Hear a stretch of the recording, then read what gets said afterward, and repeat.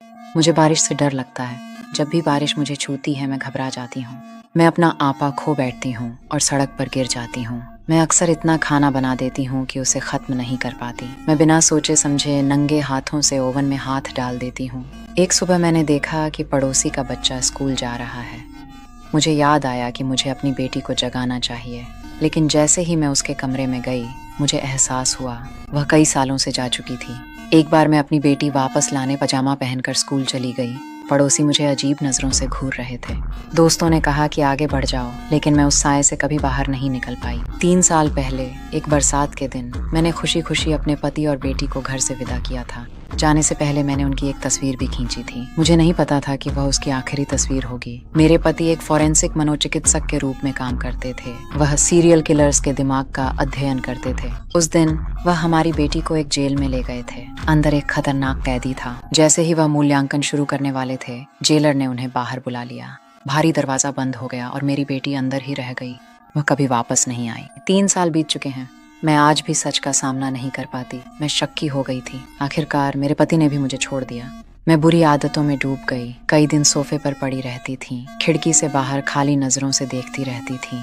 फिर एक दिन एक हैंडसम आदमी सामने वाले घर में आकर रहने लगा। उसके बाद से मैं अक्सर खिड़की के पास बैठकर उसे देखती रहती थी। एक रात मैं फिर से सोफे पर बेहोश हो गई। सुबह एक तेज दस्तक ने मुझे जगा दिया।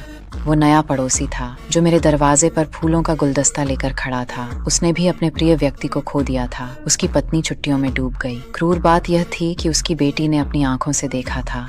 हम तुरंत एक दूसरे से जुड़ गए। जाते जाते उसने कहा, शोक आपके जीवन को पटरी से उतार सकता है। वह चाहता था कि मैं खुद को फिर से पा सकूं। उसकी बातें मेरे दिल को छू गईं। अगले दिन मैं उसके लिए अपने हाथों से बना खाना लेकर गई। धीरे धीरे मैं उसके लिए कुछ महसूस करने लगी थी। उस रात मैं महीनों बाद सबसे सुकून भरी नींद सोई।